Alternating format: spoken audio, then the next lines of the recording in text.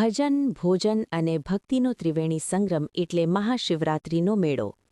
આ વર્ષે મહાશિવરાત્રિના મેળાની ભવ્યથી ભવ્ય રીતે ઉજવાય, જેને લઈ રાજ્ય સરકારના માર્ગદર્શન હેઠળ જૂનાગઢ જિલ્લા વહીવટીતંત્ર તડામાર તૈયારી કરી રહ્યું છે।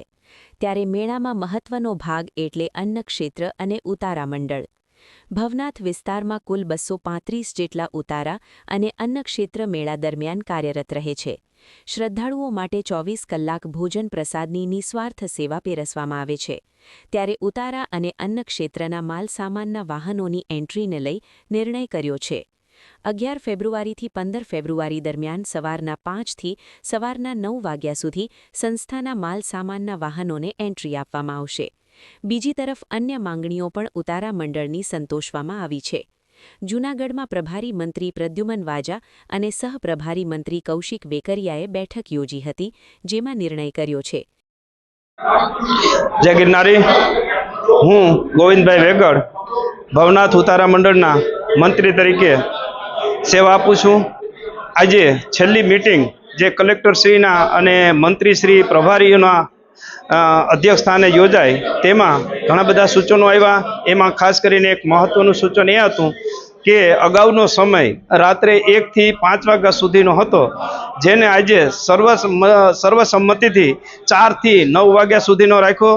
તેથી ઉતારા મંડળ ખૂબ ખૂબ તંત્રનો આભાર માને છે અને ખાસ કરીને ઉતારાઓમાં જ્યારે રાશનની ઘટ હોય ત્યારે આવવા જવામાં ખૂબ છે અને આથી તમામ મિત્રોને અમે જાહેર આમંત્રણ આપીએ છીએ। અમે નિસ્વાર્થ સેવા કરીએ છીએ અને નિસ્વાર્થ સેવાને લીધે અન્નક્ષેત્રો સૌ મિત્રોને, યાત્રિકોને અને ભાવિક ભક્તોને ભોજન પ્રસાદ લેવા માટે આમંત્રિત કરે છે અને 24 કલાક અમારું અન્નક્ષેત્ર ચાલતા હોય છે। અમારા અન્નક્ષેત્રો 235ની આસપાસ છે।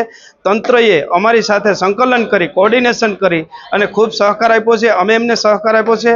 આ ભગવાન શિવનો ભવનો મેળો એટલે ભવનાથનો મેળો, મેળાનો એક મેળે આવે ને મેળે જાય એ પ્રકારનો મેળો છે। તેની અંદર ભાવિક ભક્તોને ભોજન પ્રસાદ આપી અને અમે યાત્રિકો ખૂબ ધન્યતા અનુભવે છે અને ભોજન પ્રસાદ આપનારા સેવકો અમારા રાત દિવસ જોયા વગર સખત મહેનત કરે છે। આ તકે માનનીય મુખ્યમંત્રી શ્રી ભૂપેન્દ્રભાઈ પટેલ અને ડેપ્યુટી સીએમ શ્રી હર્ષભાઈ સંઘવીનો અમે ખૂબ આભાર માનીએ છીએ। અમારી એક મિટિંગ તેમની સાથે થઈ હતી, અમારી રજૂઆતો સાંભળી છે, અમારા પ્રશ્નોનું સોલ્યુશન લાવ્યા છે। પાણી, ટોયલેટ, સ્વચ્છતા અને પ્લાસ્ટિકનું જે કંઈ અમે ગિરનારની અંદર અભયારણ્ય છે તે પ્લાસ્ટિક મુક્ત ગિરનાર રાખવાનું અભિયાન છે, એની અંદર અમે ખૂબ સાથ સહકાર આપીએ છીએ।